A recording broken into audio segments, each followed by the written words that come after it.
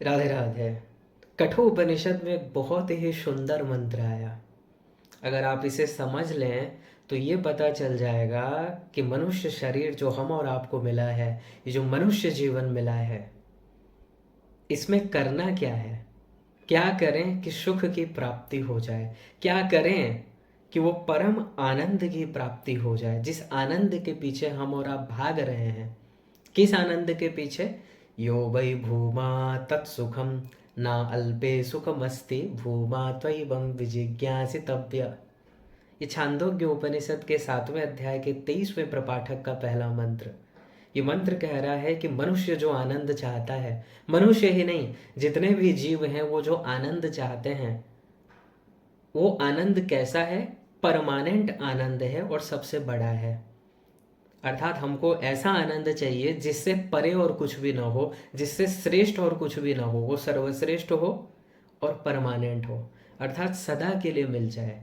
ऐसा नहीं कि मिल तो गया लेकिन छिन गया, फिर मिल जाता है फिर छिन जाता है, जैसे संसारी सुख। वैसा आनंद हम नहीं चाहते हैं। आनंद मतलब ही यही है जो अनलिमिटेड हो और सदा के लिए हो। तो ये कैसे मिलेगा? तो कठोपनिषद कह रहा है जी, दो ही एरिया हैं। उसी दो एरिया में से एक एरिया को अगर आप अपनाओगे, एक मार्ग में अगर आप चलोगे तो आपको वो मिल जाएगा, और दूसरे मार्ग में अगर चलोगे तो आपको नहीं मिलेगा। अन्य श्रेयो अन्य दुतैव प्रेयस्ते उभे नानार्थे पुरुखम शिनीतः तयो श्रेय आददानस्य साधुर्भवति हीयतेर्थाद्य उ प्रेयो वृणीते।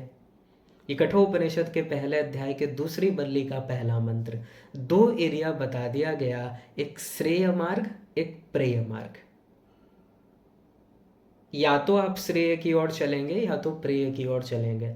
दो ही एरिया क्यों बताया गया जी? इसका कारण क्या है कि दो ही मार्ग हैं? इसका कारण यह है कि टोटल 3 ही तत्व है, ब्रह्म, जीव और माया।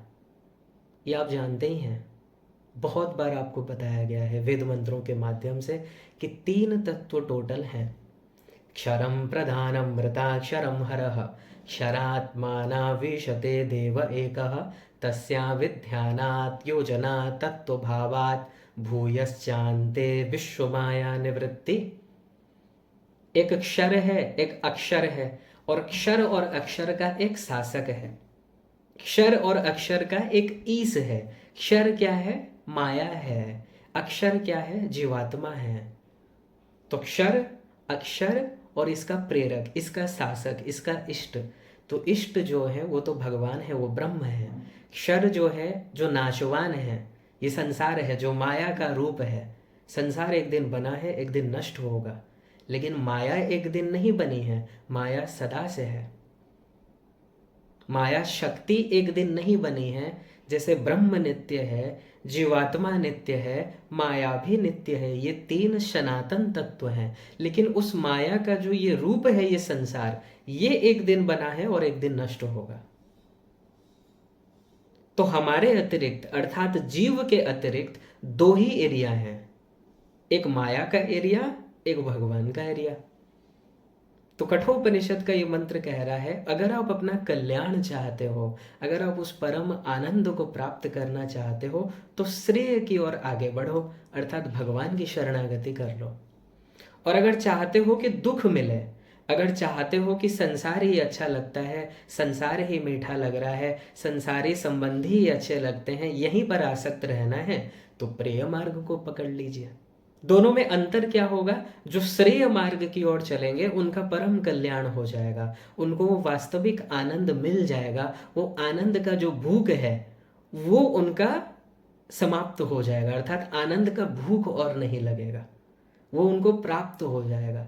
लेकिन जो प्रेय मार्ग की ओर चलेंगे, अर्थात जो माया की शरणागति कर लेंगे, उनका क्या हाल होगा?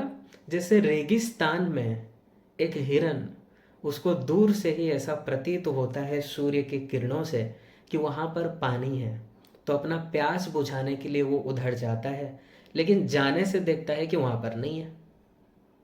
फिर वहाँ से खड़े होकर और कुछ देर और कुछ दूर में उसको दिखता है कि वहाँ पानी है, चलो प्यास बुझा लेंगे, वहाँ भी नहीं मिलता है। तो भटकता रहता है, और भटक भटक के मृत्यु को प्राप्त होता है, अर्थात उसको वो सुख नहीं मिल पाता, उसका वो जो प्यास है वो समाप्त नहीं होता। ठीक वही हाल है जो माया की शरणागति करेंगे, अर्थात अपने को जो शरीर मानते हैं, ये हाड़ मांस का शरीर, जिनको अपने शरीर पर अहंकार है, और जो संसार के संबंधियों को अपना मान लेते हैं, अर्थात शरीर को मैं मानते हैं और शरीर के संबंधियों को अपना मानते हैं, ये हो गया जी प्रेय मार्ग, अर्थात माया का मार्ग। ये ढूंढ तो रहे हैं कि यहाँ सुख मिल जाएगा मिल जाएगा मिल जाएगा, लेकिन एंड में इनको जीरो मिलता है, सुख नहीं मिलता। वही फटीचर हाल रहता है, जो शुरुआत में था सुख की भूख, वही अंतिम समय में भी रहता है। तो प्रेय मार्ग की ओर जो चलेंगे उनका पतन होगा, उनका बार बार जन्म होगा इसी 84 लाख में, और बार बार दुख भोगना पड़ेगा। वही काम क्रोध लोभ मोह आदि से घिरे रहेंगे, वही उनको मृत्यु का डर रहेगा, एक दूसरे के प्रति रागत द्वेष रहेगा, अर्थात माया के जितने भी विकार हैं, जितने भी दोष हैं, वो सभी उसके ऊपर हावी होकर रहेंगे, वो उसका गुलाम बनकर रहेगा। लेकिन जो श्रेय मार्ग की ओर आगे बढ़ेंगे, भगवान की भक्ति करेंगे, भगवान से प्रेम करेंगे, वही उसी परम आनंद को प्राप्त करेंगे, क्योंकि आनंद भगवान ही है। तो वो जो श्रेय मार्ग की ओर चल रहे हैं, वो सही रास्ते में जा रहे हैं, जहाँ वास्तव में आनंद मिलेगा वो वहाँ पर जा रहे हैं। लेकिन प्रेय मार्ग वालों को नहीं पता कि सुख कहाँ है, वो विपरीत दिशा में जा रहे हैं, माया की ओर जा रहे हैं, इसलिए और फंसते जा रहे हैं। यही अंतर है जी। इसको समझ लिया तो भगवत प्राप्ति आपको हो गई, क्योंकि दो ही एरिया है, टोटल 3 तत्व हैं, ब्रह्म जीव माया। जीव के अतिरिक्त और 2 ही तत्व हैं, या तो तुम भगवान की शरणागति कर लो या तो माया के पीछे भागो। भगवान की शरणागति अगर करोगे, सभी प्रकार के दुख सदा को समाप्त हो जाएंगे, और ये जो जन्म मृत्यु का आवागमन का चक्र है, ये जो काम क्रोध लोभ, आप इनके गुलाम हैं, ये आपके ऊपर हावी नहीं हो पाएंगे, और सदा के लिए वो परम शांति परम आनंद आपको मिल जाएगा। लेकिन अगर प्रिय मार्ग में जाओगे तो हो सकता है संसारी धन दौलत ऐश्वर्य वैभव मान प्रतिष्ठा सब मिले, लेकिन शांति नहीं मिलने वाली, वो परम आनंद नहीं मिलने वाला। और दूसरा बात, माया में ये जो भी चीजें आपको प्राप्त होती है, ये एक दिन नष्ट हो जाएंगे। जैसे ही मृत्यु होगा ये समाप्त, इससे आपका संबंध समाप्त हो जाएगा। लेकिन भगवान की भक्ति ऐसी है, अमृत स्वरूपा च। भगवान की तरफ आप जितना बढ़ते जाएंगे, जितना मन लगाएंगे, जितना उनके नाम का जाप करेंगे, ये बढ़ता जाएगा, ये घटेगा नहीं। संसारी धन तो आप खर्च कर देंगे तो समाप्त या कोई चोरी भी कर सकता है, लेकिन भगवान नाम जो धन है, ये आपसे कोई चोरी नहीं कर सकता, आपसे कोई छीन नहीं सकता, और ये खुद आपकी रक्षा करते हैं। संसारी धन की रक्षा आपको स्वयं को करनी पड़ती है, बैंक में रखें, तिजोरी में रखें, या अंडरग्राउंड करके कोई अच्छा सा व्यवस्था करें, बहुत वो जीव सोचता है, क्योंकि आसक्ति है, उसको डर लगता है कि कोई ले ना जाए। लेकिन भगवान का नाम तो आपसे कोई भी नहीं ले सकता। आप जितना नाम ले रहे हैं ये आपके ही काम आना है, वो खुद आपका रक्षा करता है भगवान का नाम। इससे आप खुद ही समझ लीजिए कि वास्तव में बुद्धिमान कौन है। ठीक है जी। तो 2 ही एरिया है। जीवात्मा को बस इतना ही करना है कि जो अनादिकाल से ये जीव जिद्दी कर रहा है, ये भगवान को अपना मानता ही नहीं है, बस भगवान के पास तब जाता है जब इसको संसारी कोई नीड हो, संसार में कुछ वस्तु चाहिए हो, तब चला जाता है भगवान के पास। मान लीजिए प्रारब्ध के अनुसार मिल गया, भगवान को भूल जाता है। ऐसे नहीं होना चाहिए जी। भगवान आपके सच्चे हितैषी हैं, निष्काम प्रेम आपसे करते हैं। तो जीवात्मा का भी यही कर्तव्य होना चाहिए कि वो समझे, अरे तुम भगवान से क्या मांग रहे हो, संसारी वस्तु। इसका मतलब तो यही है, आपके बुद्धि में अभी तक ये डिसीजन है कि सुख मुझे संसार में ही मिलेगा, भगवान के यहाँ सुख नहीं है, संसारी वस्तु में सुख है। यही तो भ्रम है आपका। अनादिकाल से संसार के काफी ऐश्वर्य प्राप्त हो चुके हैं, लेकिन आज तक तृप्त कभी नहीं हुए और ना ही हो गए, क्योंकि माया में आपको तृप्ति वाला आनंद नहीं मिल सकता। यहाँ आप तृप्त नहीं हो पाएंगे। तृप्त तो भगवान के पास ही है। तृप्त भगवान का ही आनंद है, क्योंकि वास्तव में वो आनंद है। संसार में आनंद नहीं है, यहाँ धोखा है। जो इसको समझ जाए वही तत्वज्ञ है, और जो न समझे वो भले ही मनुष्य शरीर को प्राप्त तो किया है, लेकिन वो पशुवत है, पशु के समान ही है। ठीक है जी। इसलिए श्वेताश्वतर उपनिषद में भी यही बताया गया कि हमारे हृदय में दो पक्षी हैं, एक भगवान है, एक जीवात्मा है।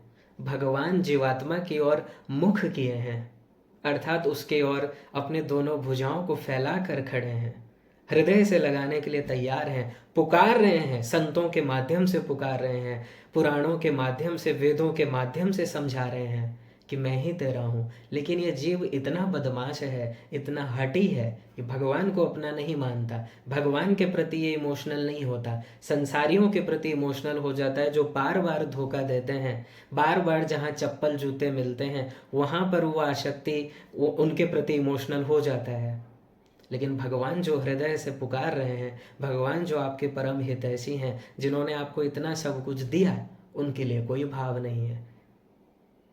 ये केवल अनंत जन्मों के पाप का ही परिणाम है कि जीव भगवान की ओर आकर्षित हो ही नहीं पाता है। इसलिए एक ही काम कीजिए, अब तक आप माया के शरण में थे, अब रुकिए, समझिए कि आपके कौन हैं, और इसी मनुष्य शरीर में आप समझ सकते हैं। और जब आप समझ जाएंगे तब आप भगवान के सन्मुख हो जाएंगे। और जब आप भगवान के सन्मुख हो जाएंगे तब क्या होगा?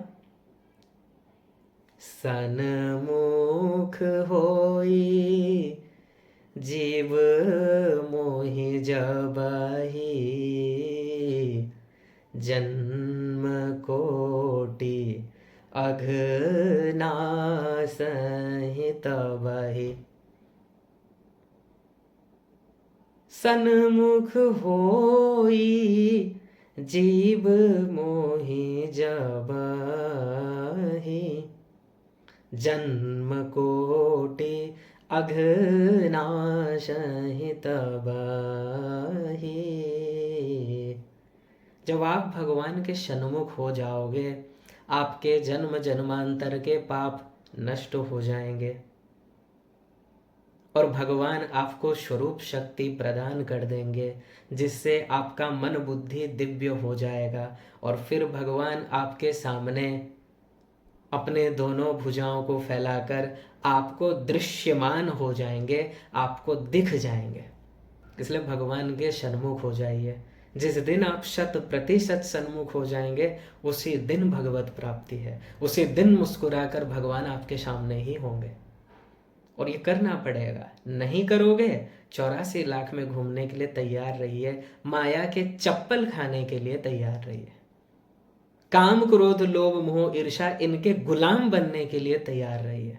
इनसे पीछा नहीं छूटेगा जी। कितना भी संसार में किसी भी स्थान में किसी भी पद में आप पहुंच जाओ, लेकिन वही अशांति, वही वासनाएं भरी रहेंगी, क्योंकि यहाँ वो हैप्पीनेस है ही नहीं। यहाँ एक ऐसा दोष है कि जितना मिलता जाता है उतना तड़प और बढ़ती जाती है, क्योंकि यहाँ आपको चैन मिलेगा ही नहीं। माया के जगत में वो सुख है ही नहीं जो आप ढूंढ रहे हैं, तो जहाँ नहीं है वहाँ आप जबरदस्ती ढूंढ रहे हैं। तो ऐसे में अशांत नहीं होंगे तो क्या होंगे बताइए? वास्तविक सुख चाहिए, भगवान की ओर निहारिए। भगवान तो निहार रहे हैं, बस आपको निहारने के दे रहे हैं। प्रभु की ओर निहारिए, उनका स्मरण कीजिए, उनमें अपने मन को लगाइए, उनसे प्रेम कीजिए, फिर देखिए आनंद। बोलिए लाडली लाल की जय। जय जय श्री राधे।